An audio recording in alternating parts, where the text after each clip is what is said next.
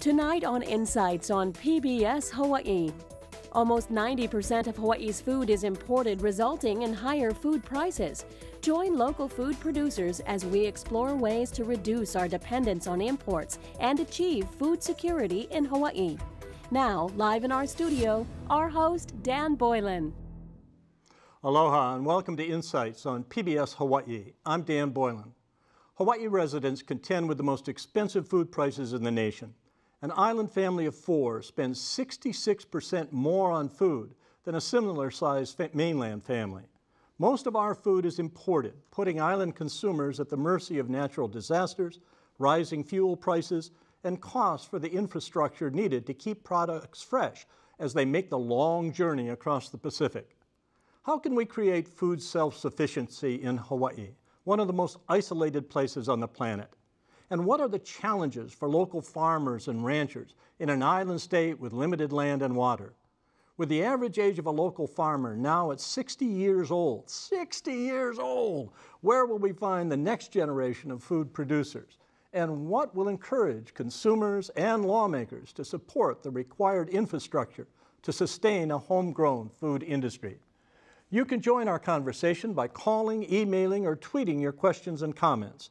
The contact information you now see on your screen will be repeated throughout the program.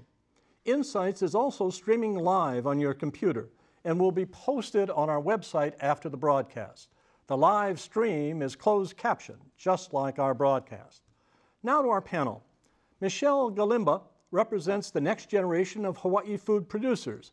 Michelle helps to operate Kuahiwi Ranch, her family's cattle operation located in Ka'u, Hawaii Island. Kuahiwi Ranch has 2,500 head of cattle grazing on 10,000 acres of leased land. The Galimba family has gradually shifted from the Hawaii cattle industry practice of shipping calves to the mainland to be finished and marketed to a more locally focused model. Here to also represent the next generation of farmers is Shin Ho. She and her parents and brother fled from Laos to Thailand and lived in a refugee camp for 2 years. They then settled in Hawaii and started whole farms in Kahuku. Their 70-acre farm produces Japanese cucumbers, long beans, squash, and 6 varieties of tomatoes, none of which she brought to share with us tonight.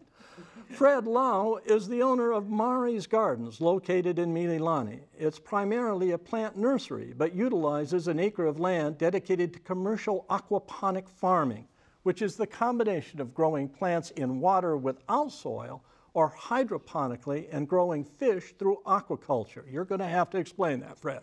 Their organic produce includes lettuce, green onions, tomatoes, cucumbers, and beets. Lynette Larson is the general manager of Kokua Market, which was established in Honolulu in 1971. The store is the only natural foods cooperative in the state. It retails minimally processed natural foods, emphasizing those that are locally and organically grown. Let's try to deal with this, first of all, with this whole question of food security. It seems to me in a global marketplace and a mainland that imports things from Hawaii, agricultural products from Hawaii, can any place really talk about food security in terms of total sustainability? Is that possible, or are we going to be insecure to some extent always? Any thoughts on that? Shin? I'd say that we can't have total sustainability in Hawaii because we still have to import our raw materials to farm. So, for example? For example, we need mulch film, we need fertilizer, we need seeds that are not being produced locally. Yeah, just packaging for our products. We also need to import the materials to make corrugated boxes to ship our products in. Agreed? I've been thinking about this, hopefully, the last few days, and while I do think there are those drawbacks of what are we going to have to ship here, I've always, I've thought over the last year or last 18 months about, can we chunk away so that we are minimizing what we are shipping over to those bare necessities, those staple items that we absolutely can't grow or manufacture here, and then supplement with what we can grow and nurture here in Hawaii. Fred, your thoughts on this? Oh, I agree. I agree with Lynette. We can probably produce all of the tomatoes we use in Hawaii right now. We can nip away at things that we can produce here that make sense to produce here. So, you know, we'll never get away from all of the inputs that we need for farming, but we can supply some of that produce that we do need. And right now, if we were to just, we bring in 85 to 90% of our food right now. If we were to just cut that down by 10%, we'd increase our revenues here in Hawaii by $100 million is what I hear. So is the number that's being put out by just decreasing our imports by 10%. That's incredible. That's what we need to do. 2,500 head of cattle, right? Yes. Can we become secure in, say, a market like cattle? Could we, in fact, produce enough cattle locally grown to take care of our meat needs in Hawaii? Well, that depends on how much meat we want to eat. If at the current levels of consumption here, I don't think we have enough land to raise all the grass-fed beef that we would be eating at our current consumption levels. So, I mean, we would need probably another couple islands in order to be able to do that.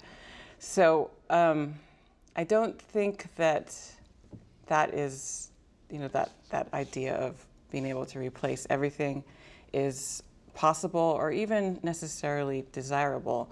I think we want to have sort of more of a mixed model. I think there's things that work very well that, you know, I mean, the kind of disaster that would completely shut down shipping would be so devastating that I'm not sure that that's really going to happen. I mean, there would be so many other problems that food would probably be just one of many very serious problems. But we have, what, a 10-day supply of food? Didn't I read that somewhere? What would be optimum for us, in your mind, to constitute security? Well, you know, I think that it goes back to that question, that statistic that you had about the aging farmers. I think we have a society that has denigrated agriculture for a very long time, and told kids that it's a low thing to do, when actually it's really one of the most exciting and challenging. It is challenging, but it's deeply gratifying to do it once you get into it. So I think we need to change that kind of message that we're sending out to kids and, you know, everyone, that agriculture can be a great career, and obviously we're going to need to do that. I mean, one of the reasons that it's been that, like, farmers tell their kids not to get into agriculture is because it is difficult and the margins are low. You don't make a lot of money. So we need to pay our farmers more, our local farmers more. I mean, even though costs are high already with shipping and the food, we need to make a choice as a society to say, you know, we need to have a healthy society in which agriculture is an important part, and not just base it on, you know, these very sort of easy money industries. We need to say agriculture is important, you know, and we need to see the value in that. I go into Kokua Country Foods occasionally. Thank you very much. and I look around and I try to buy something. But I am always quite shocked by how much things cost. And look at local products in the supermarket.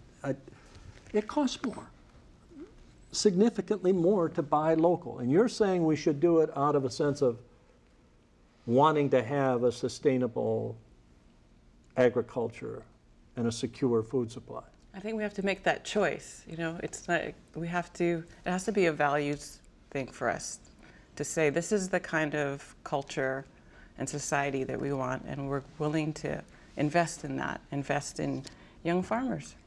Well, and sorry. Go ahead. I shouldn't interrupt the moderator. Go right ahead. No. But I think also when when we look at food costs as well, is trying to compare apples to apples, and that when I think part of our food security problem goes back to the type of foods we are eating. And when you look at processed foods, which, you know, heck, we have them on Kokua shelves. I mean, that to be competitive in this marketplace, you have to have them.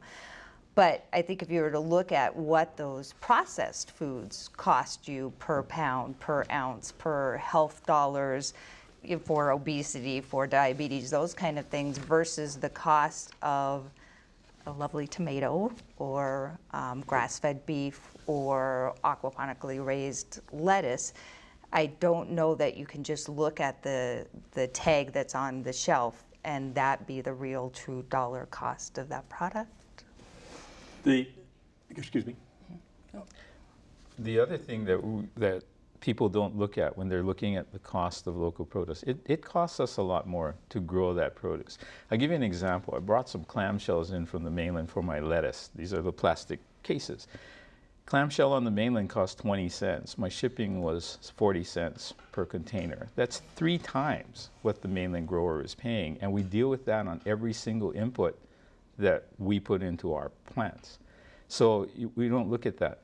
But if you look at the other impacts, if you look at the carbon monoxide footprint that it takes to bring that product to Hawaii and ship it in, if you look at the loss of nutrient, of vitamins from the time that it ships out of California till the time it hits your shelf here at the stores, you're looking at a degradation of the product. So you're buying lettuce or tomatoes that it has only 60% of its nutritional content in it, but people don't look at it that way. So you're arguing that if I buy a box of tomatoes or a basket full of tomatoes at Costco, you guys are in Costco, right? No longer in Costco. Where are you? We're in all the local supermarkets: Kokua, Foodland, Safeway, Times Supermarket, Don Quixote, Whole Foods. So if I eat your tomatoes rather than the tomatoes I'm getting from California, I'm going to be eating a healthier tomato. Yes, it's going to be more tasty, more nutritious. We're picking them right. When a lot of tomatoes from the mainland, they pick them semi-pink and then they ship it. Actually, it's called mature green. They do. Seriously, it's called mature green, and it's made for shipping. It takes 7 days to get here. Yep. It takes a few days to get unloaded, and then a few more days to get on our supermarket shelves. So why don't you, I mean, the ad does not say, when I go in and they'll say these are locally ones and these are the ones that come, but it doesn't say this one's healthier because it's locally. You can't get that on, do you put that on your shelf? Whether it's healthier? Well, but also we don't get tomatoes from the mainland. There are choices that we make at Kokua, and we are not perfect, and we do not make the right choice all the time, but there are certain things that we have just said we will risk not having that product versus bringing something over from the mainland. We will take a hit for a few days or a week while someone's lettuce or tomato production gets back up to snuff, or we'll take a hit during when the shower wells are taking a little break for 2 to 3 weeks. Or I'm sorry, 2 to 3 months, and we will run the risk of maybe losing some sales for the long-term goal of having that sustainability picture and supporting the local farmers and ranchers in Hawaii. I was listening today to NPR, and they were talking about how there's going to be there has to be a greater supply of housing. More houses have to be built because there's basically no supply on the islands. Plus, of course, tourism development and all sorts of other development. How do you get land? Land is, in this state, with such a finite amount of land, how do you get land to farm? Yeah, how do you get 10,000 acres? Well, I'm in Ka'u, which is, the kingdom of far, far away, so that helps. Well, land is a very complicated issue. And I think, we don't use land very intelligently, unfortunately, in our society. We have this I think we're getting better at this, but in the past, our concept of highest and best use was just simply whoever was going to pay the most. And I think we're starting to move away from that and seeing that highest and best use has to do with environmental factors, and it has to do with whether it's supporting these really basic functions of, you know, food and shelter and, yeah. Those, You lease the 10,000 acres. yes, most of it, 99.5 of it I lease. And who are you leasing from?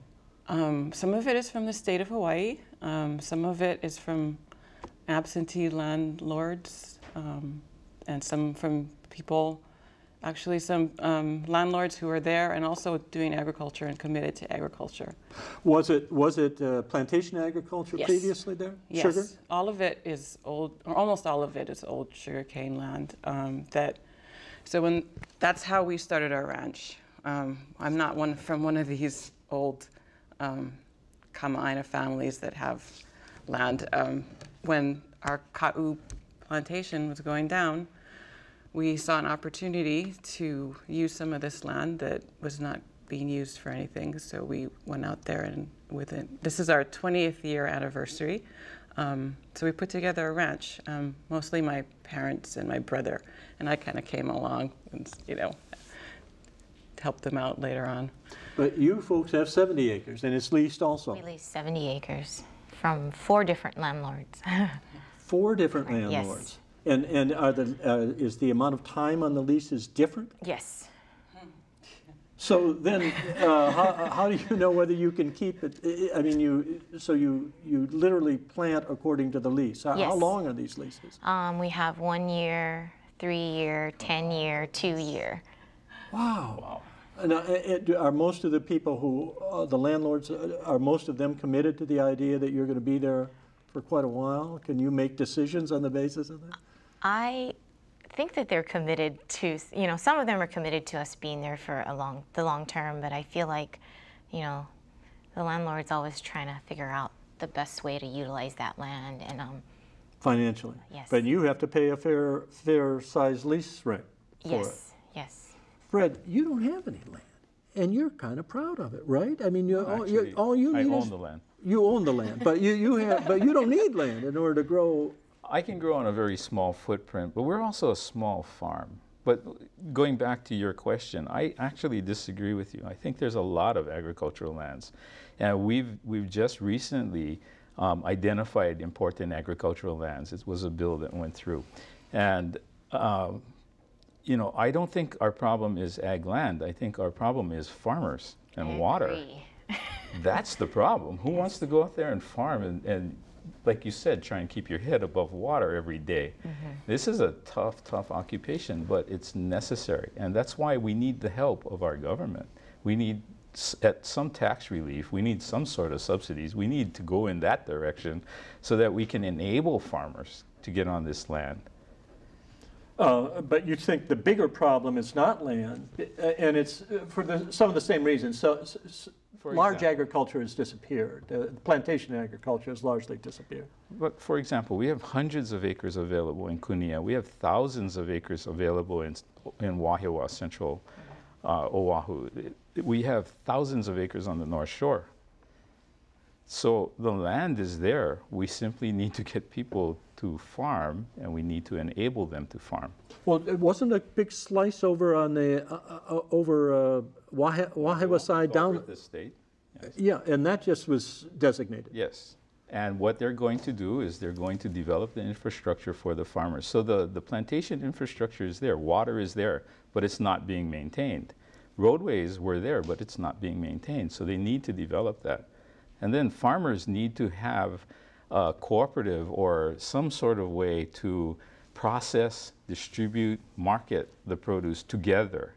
So we're not banging heads. We're not all raising lettuce in our case. You know, we're raising what we should be raising, and we're controlling at least part of that market by not overproducing. Now, if you think for a minute that you, by disagreeing with the moderator, you're going to get out of explaining hydroponics, and you're nuts. You're going to have the to. Question away. You have got to explain that easily and simply for the likes of me. Really, really simple. So Aquaponics doesn't even exist in Webster's Dictionary. I don't believe it exists in Webster's Dictionary right now today. But it's a combination of aquaculture, raising fish, and hydroponics, raising plants on water, using only water. And the combination then was coined as aquaponics. But it's not anything new. I mean, it goes back centuries, and it's basically polyculture, where we're raising multiple crops off of one watering system. And how much land do you have also up there? Because you're also involved in edible plants. You do plants. Yeah. So I'm a landscape contractor. All right. Our Mari's Gardens is 17.5 acres in the heart of Mililani, and my Makakilo nursery is 68 acres, which is surrounded by housing. So we raise 45 acres of ornamental plants and 1 acre of food. And 1 acre of food. 1 acre of food. And that 1 acre of food is mainly done hydroponically? Aquaponically. Aquaponically. Yeah. See what I got. You need a remedial. Yeah. We're not going to do it again. Okay. Lynette, how many local farmers do you guys buy from? Oh gosh. I'm just trying to think of how many farmers. Well, I mean, you have the farmers that will show up at the back door of Kokua, and then there are farmers that probably have distributor relationships through Dotani or Armstrong. You know, so I can't say in exact how many numbers, but we probably have 20 different farmers that show up, you know, at our back door with their produce.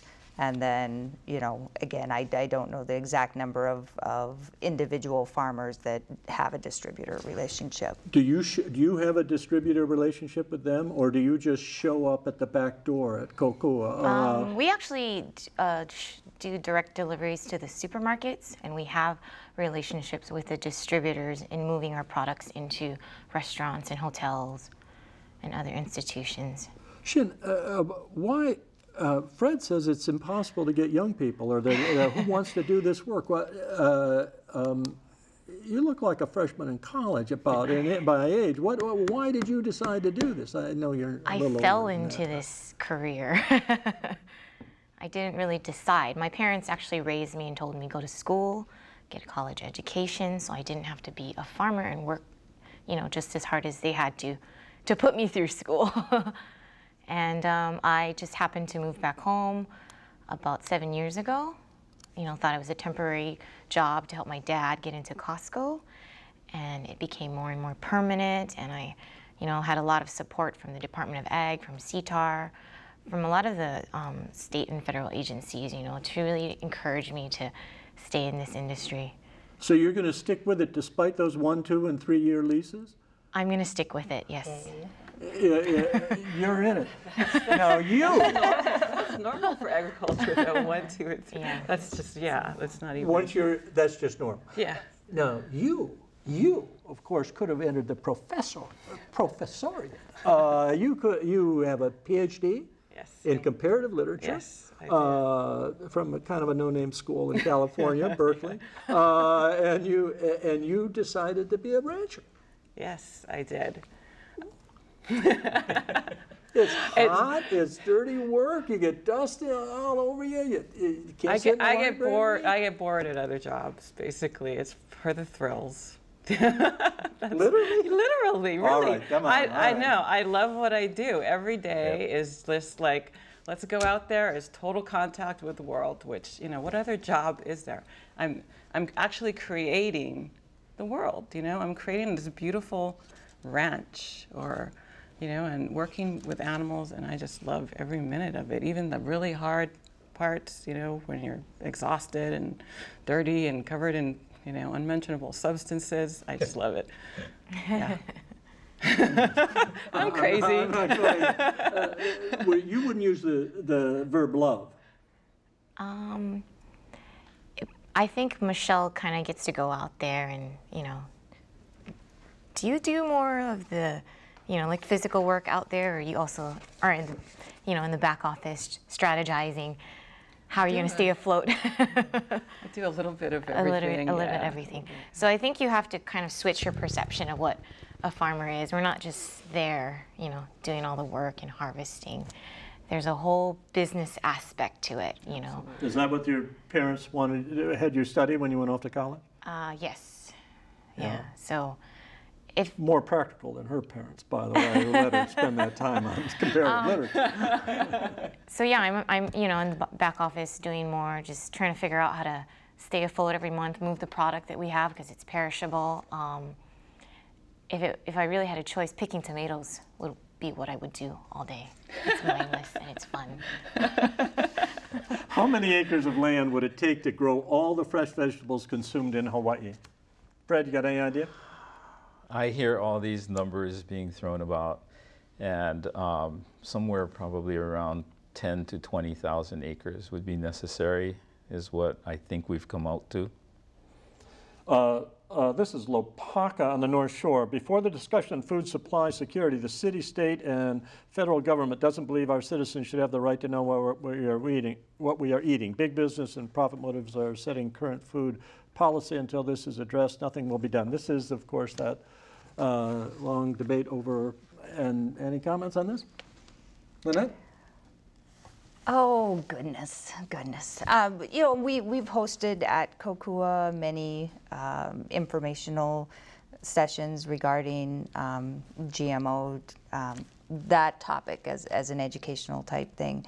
And, you know, I walk away from those educational forums and I think it can be very overwhelming for the average citizen to figure out how they fit into that land, and it can feel overwhelming to that you don't think that you have any control over your food supply until GMO labeling happens. But I have to go back, and I think just probably how we all approach our businesses every day and our struggles is that we figure out what can we do. And so I think as a consumer, even before the government acts, we still can act ourselves and within our businesses every day by choosing less minimally processed foods, which is a huge step towards staying away from GMO, and starting to go back to the basics, and rather than being overwhelmed with the bigger picture. Because honestly, if the four of us waited until GMO labeling happens, which is extremely important. It absolutely has to be addressed. But we cannot wait as average consumers to, you know, to still move things forward for the state. In the last 5 years, Susan says, the number of farms in Hawaii has increased by 1,000 to 7,500, but the percentage of produce being imported has increased to 90%. The number of 85% is no longer valid. Small farmers don't think that food safety is important, but retailers and restaurants will not buy produce unless it is certified. How are the farmers on your panel addressing food safety? we are currently food safety certified. What does that mean? Fred, you want to answer that? Okay. We are currently food safety certified, and we're setting the standard and the protocol for food safety certification for aquaponics, which right now doesn't exist on the mainland. But we are certified by our Department of Ag, Hawaii State Department of Ag, for food safety. What does that mean? Food safety is really GAP practices, general agricultural practices that try to ensure that your product is produced in a clean and efficient manner. No contamination, no E. coli, no salmonella in your system. And so, you know, this can happen somewhere along the chain, whether it's conventional farming or aquaponics or whatever you're doing, and that usually enters by people not washing their hands, the processing water that you're using, some cow running through your field. No. If you'd like to sit over here, feel free. There's obviously some bad things these guys are trying to... Anyway, that's how it can happen. And general agricultural practices teach you not to do this, and it's basically a snapshot. You know, just because I'm food safe today doesn't mean I'm food safe tomorrow, and that's where we kind of get into this little bit of an argument. How often do they come around to... Annually. Annually. Once yes, a year. yes. So you know, you need to know your farmer. You need to know we don't have to be food safety certified. I don't think you guys have to be food safety certified. The chain supermarkets request Oh, they require it. Yes, they require it. But actually, the state and federal government don't require it unless you make more than $500,000 a year, or you generate more than $500,000 a year in product at this point in time, unless that's changed recently. So you don't have to be food safety certified, but we want to be food safety certified and set that standard. Is somebody certify you guys? Yeah, we have recently been certified. I think meat and beef, it's a little different. And that hammer fell down a long time ago, back with Upton Sinclair. So we have USDA. And you and I know who he is because we read that stuff, didn't we? And I'm a vegetarian now because of it. Oh, what about the jungle, folks? Yes.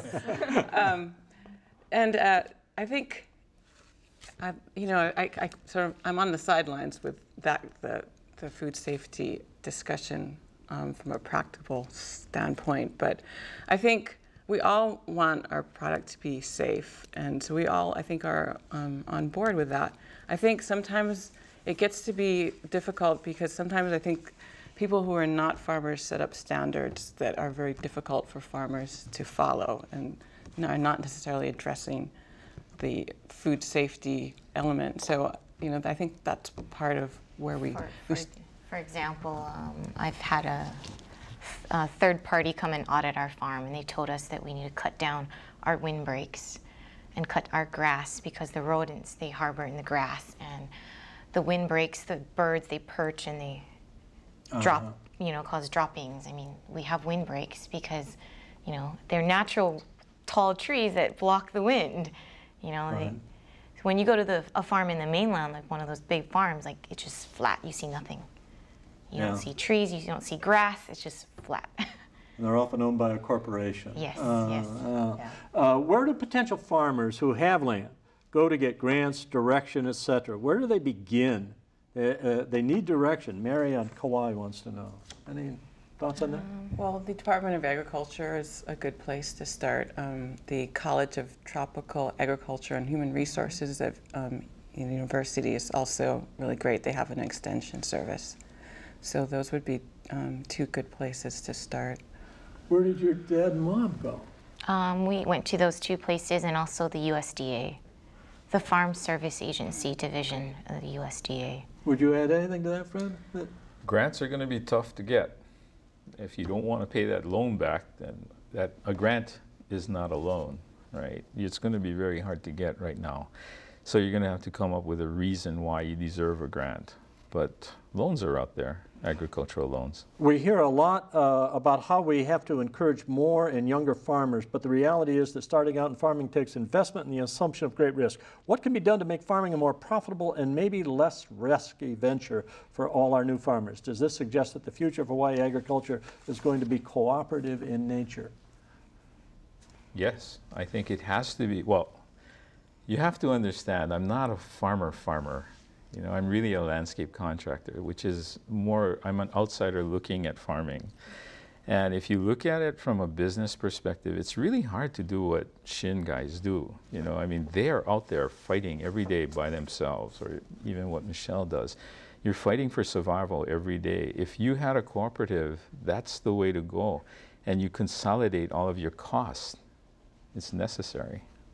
This person says something, a comment that we've already dealt with, I think, but he points out that farming is difficult to succeed. Farming is not appealing to young people because of reasons like pay and the difficulty paying for medical.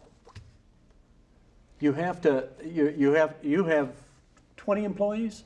You've got six employees. You have 110. 110 employees. So that's a lot of medical. And other allied expenses, beside the leases and so forth. Locally grown produce could be tax exempt at the register because there's no added cost. Would this be an incentive to buy local? Peter on the Big Island? Yes, that's the type of incentives that I would like to see happen. I'd like to see actually state tax exempt general excise tax exempt for farmers. I'd like to see subsidies that don't really hurt the state, but will promote farming. Also, I know we had a farmer here. We had a farmer here before on this show. I've been here so many years. I think I was a farmer when we started. We had a farmer here before. It was a rancher on the Big Island who said, for example, that they were affected by drought and fog. Yes. Are you affected by fog? Yes, I am affected by fog Not and you. drought. How about the cattle? Are they affected by fog? Not so much. We had a really, really bad period of fog a few years ago, and I know the rancher that I think that you were talking about, and she was much closer to the fog source than I am. Well, not that much, but anyway, she was in the direct line of fire on the volcano. So the cattle my cattle aren't directly affected by fog at this point. However, our ranch infrastructure takes a beating. Anything metal, it just corrodes amazingly fast. We had, before the volcano went into its current very active phase, we could keep fences for 10 years, and now they're done in 4 years. So that's a huge expense for us. Fencing, and what about drought? I mean, it doesn't rain over there a lot, yeah? It's been very, very, very difficult for the last 3 years in particular, and we've been in an even longer drought cycle than that. So drought that's our most difficult problem right now, and we've figured out certain ways to deal with it, but it would be just nice if we could have lots more rain, but what can you do? So, but as I understand it, that's what drives you into using more and more. You have to buy more grain, right, and bring it in, and I don't understand that word finish when it comes to cattle. What is that? Is that when you feed them the grain? I don't quite get that. Well, you need to get them into a certain weight to get to be the kind of product that people are used to buying. So that's the finishing phase, and you need to get a lot of calories into them in a fairly short time. You can do that on grass, but you need to have very, very good grass at that time period. And with our climate as it has been, we just couldn't bank on that. So we went for more of a hybrid type of system, where the cattle are on grass their whole lives, and a major portion of their diet is grass. But during the finishing stage, we do supplement them with grains, different kinds of grains. I'm really happy with one of our sources. It's actually called Mill Run, and it's all of the wheat bran and wheat germ from the white flour that the whole wheat berries come into Hawaii, and they're milled here, and so. Part of it is just white flour, so then we get all that wheat bran and wheat germ. So that's the kind of system where you're, turning what would be a waste product into something that can produce a higher value product like beef. I want to say something about waste. Or I want to know something about waste. Okay, sure. My pappy in the meat store used to tell me, these people, we got to keep fresh meat in there, because if it has any brown spots, people won't buy it. And he says there's absolutely nothing wrong with that beef if it's got a brown spot on it. But the price of a lot of produce goes up, right, or is wasted, literally. Mm-hmm. And you have to change it, or else people won't buy it. Right. But it's still good. Yes. So how are you guys more honest about that at Kokua Market, I hope? Honest as far as telling people it's all right to eat this and buy it. There's sometimes I will, but I think it goes back to my roots, because I grew up in a small town in Montana with 8 brothers and sisters, and there wasn't a lot of waste in our house because we couldn't afford to waste. And with Kokua, understanding our co-op history, we can't afford to waste either. So sometimes I'll go out and, you know, I shop at Kokua every day. I'm a vegetarian, so the produce department is my, well, and I shop for meat for my family. But, you know, and I'll look at the produce and it'll, you know, the tomato, you know, it's starting to get a little on the ripish side. But for me, that's when it has its best flavor. It's not at the sub-green, what is that? The mature green. The mature green, when you can't get flavor. I think when the produce is fresher and a little riper, you're going to get more flavor from that. But also we do have an advantage at Kokua in that we have a deli. And so our deli cooks from the same, we don't have one quality of food that we sell on the floor and then another quality of food that we use for the deli. So yes, we do keep the produce out there until we feel that it's not good for our customers. It's not something, but we can also pull it before that and have our deli cook with it so that we don't have waste. It's one of those really strange things about whenever I've been around food establishments, just in my history, is what's one of the stinkiest places is the dumpsters. But one thing that really stands out for me at my short time at Kokua is that our dumpsters don't stink. And that is because we try to have very that sounded very strange. They don't, because we try and minimize our waste through utilization through our deli, and by also not understanding that a good tomato isn't always going to look like a perfect tomato. And then also we compost, so that helps minimize. Thank you so much. I had a vegetarian girlfriend once who told me that there were advantages for being a vegetarian. Okay. It had to do with waste products, and I won't go beyond that. But it's a tough one. Tell me about farmers markets. My wife and mother-in-law go to the farmers market out in Ava Beach at Baha'is every Friday morning. I've only been to the one at the community college once, but it was crammed, and they're all over, right? How big a part of that is your business? It's a very small part of our business. We go to about 3 weekly. So very small portion of our business volume. But it's a great way to be able to interact with customers. You know, we test out new products there, find out what they like, what they don't like. Especially educating them about, you know, what we do at the farm. Do you go yourself? I do. And sell, where do you go? Which ones do you go?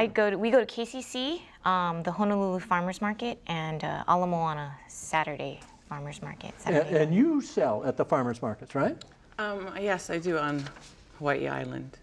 And how many, at more than one, or? Right now there's three farmers markets. The one in Hilo is wonderful. Right. Yeah, I don't go to that one. I go to the smaller one. No, I never ran. You go to the smaller one. Yeah, there's another one off on the side. Yeah. Is business good? Well, like Shin, it's a very small part of my business, but you know, getting out there and talking to people's been very educational for me, and I hope for them. So, yeah.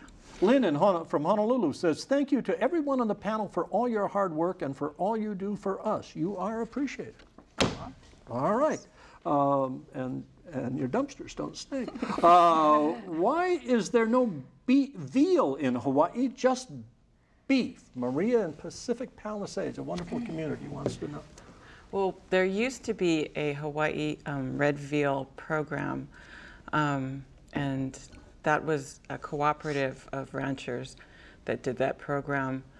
And it was doing very well for a couple of years, but they honestly couldn't make it work financially, so they had to shut the door on that. And maybe in the future we could try and get it back. But how do you control the quality of your produce buying from farmers who show up at your back door? Someone wants to know, Lynette, at Kokua Foods. How do we control the quality? Yeah.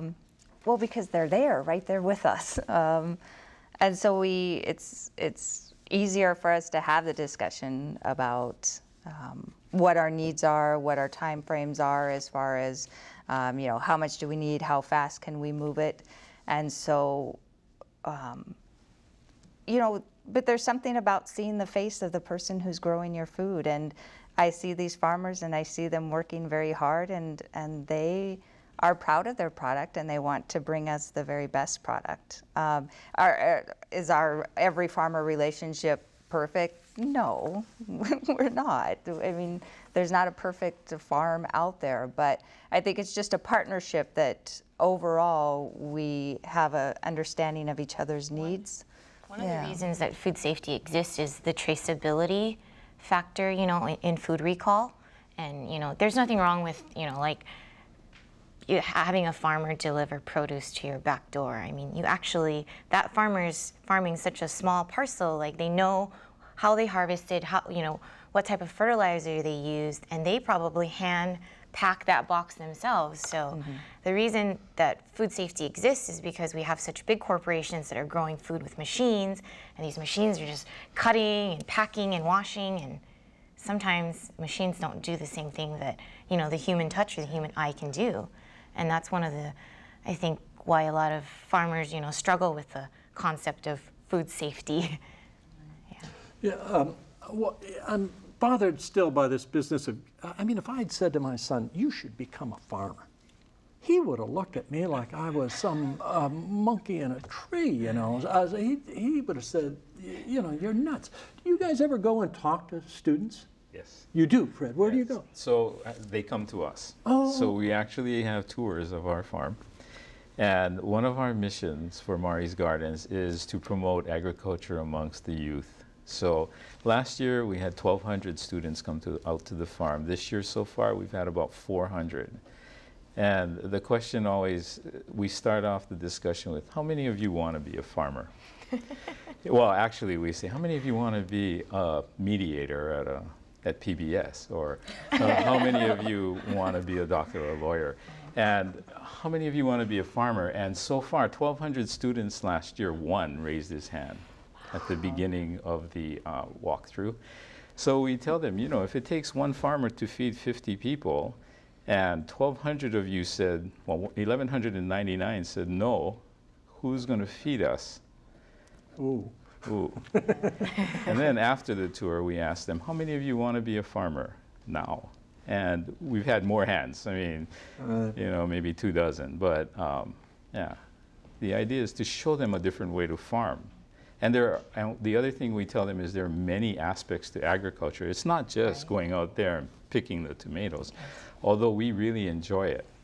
You know, students today, I mean, most of the young kids, they don't grow things. They've never planted a seed. And if you've never done that, you don't know how rewarding it is to harvest your own tomato and eat it. I mean, the tomato tastes really good, even if it's sour. Yeah. Well, I think that is, and we just need to continue to foster or you know, break down those walls of the relationship of how we get our food.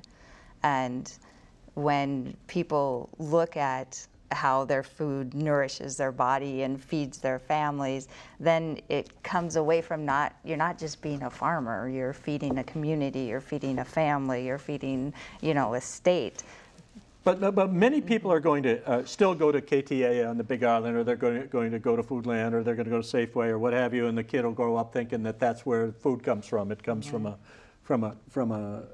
cooler there. Are there any of these chains, big chains, that are better toward local farmers than others, or are they all getting on board now? They're all getting on board. You think so? Yes, because of the concern about you know, being able to ship food to Hawaii. They need to have relationships with local farmers. So in the instance that, you know, they can't access, you know, the freight coming in, they have relationships with local farmers already. Yeah, there's a lot more interest in local products. I think people just find the local products more appealing. I'm not even sure why, but it is a big movement, and it's a very helpful movement for all of us. So we just want people to keep on with that. But I think I read one article on your farm, on your ranch, that said that you can't meet the demand at the moment for the beef that you're producing. No, we can't. We can't meet the demand. The demand is much higher than what we can produce, generally speaking. But you know, part of what makes my job so thrilling is just when you were talking about this, Fred and I, just when you get like all of your ducks in a row to produce more than you'll get like dropped by a major customer, and so that, you know, that keeps life very interesting. But generally speaking, there is way more demand than we can supply at this point. And it is a rising tide, you feel, if I can bring in a sea metaphor. Goodness. As far as demand, consumer desire for locally produced food. It's definitely going up. But do you go into, I got away from that, do you go into the schools at all? I didn't. You don't do it? I've talked to some college students before, but it didn't seem like I did a very good job. Do you ever talk to them? I do whenever I can, and I'm also really getting more and more involved in trying to get into programs that get youth interested in agriculture. One program especially is the 4-H program, and so they have, you can do lots of different things with 4-H, but one of the traditional ones in Hawaii is raising livestock. And so kids have 4-H projects where they raise either anything from a chicken to a steer, and they have to keep records on it. They have to learn a lot about their animals, and then at the end they sell their animal, and if they're lucky they can make a little profit off of that, and they get a really positive experience with agriculture. So that's that program has been around a long time, and I really hope that we can reinvigorate that program. Is the panel aware of the new product called Tower Garden? Now, I'm sure you are, Fred. It allows plants to grow 5 feet vertically, recycles water, plants grow 2 to 3 times faster, and would solve a lot of problems agriculturally. Yes, I've looked at it. It grows 20 heads of lettuce on a 5-foot tower. And I mean, it has some application. This is like Disneyland type of thing. If you went to Land Pavilion in Disneyland, they have an aquaponic production. Aeroponic production. But I mean, on a commercial scale, with one unit costing $500, I don't know if that would be feasible. You've looked into this? No, I haven't. It's not feasible. Yeah. What do you pay a guy to pick tomatoes? I'm a retired fellow looking for a little work. We actually start our pickers at minimum wage, and if you actually can do farm work, then we increase it from there. Do your people stay with you a long time, or do they tend to come and go? The ones that actually enjoy working at the farm stay. I guess we have a pretty high turnover. Some people can't do the work. They last for about a week, and then they decide not to come to work. Yeah, I might last about an hour. Is it possible to have a summit conference of all groups involved in agriculture to develop a state plan for a sustainable, diverse food supply? Moses in Nanakuli wants to know. I have to believe on some shelf down at the Department of Agriculture there's a plan for a sustainable food supply, right? There are many, many plans. And if you could have one thing, we're down to just a little bit of time, if you could have one thing that would make it possible for us to have food security or sustainability, pick your word, what would it be? What would it be? One thing. One thing, which would have the biggest impact on making it easier for local farmers to succeed and prosper. It really would come down to having that support from our community and from individual people saying, I'm going to pay more for this local product because I know that it's got that extra nutrition, and I'm building this, culture of agriculture and a balanced economy, and also the support from our policymakers. I think our current administration is much better at this than the previous administration, especially this last year. They've really brought a lot more resources into the Department of Agriculture. So we need to have more of that, more help getting more farmers on the ground. Yeah, Fred, would you add anything to that? I agree. What we need is support. I am anti-big government. I am anti-big brother.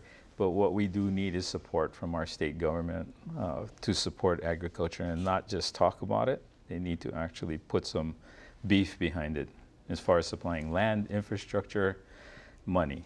Farmers don't. They fight the bankers, not the government. Shin? I would say people need to continue making the choice to buy local. You know, we kind of need to shift that demand from the imported product to the local product. So when farmers farm, they have somewhere to sell their product. So it comes down to picking the local tomato over the mainland tomato.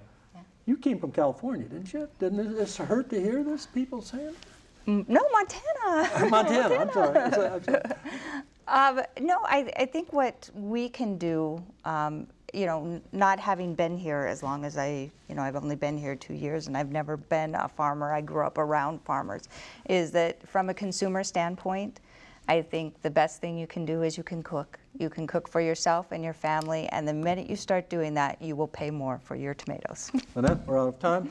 All of you, great fun. Really enjoyed it, learned a lot. I will never buy one of those green tomatoes from the mainland again. That's a promise. If you are watching, and thank you all for coming. It was really a pleasure. If you are watching Insights on Thursday evening, please stay tuned for the premiere of Family Ingredients, a documentary hosted by Chef Ed Kenny with special guest Chef Alan Wong. Together, they will trace the origins of a favorite dish from Alan Wong's childhood, discovering how the simplest of ingredients holds so much meaning. That's immediately following Insights. Next week on Insights, we'll examine the impact of social media as a news source. How are Facebook, Twitter, and other social media affecting the way people receive information, and how are they impacting the traditional news sources? That's next time on Insights on PBS Hawai'i. I'm Dan Boylan. A hui hou.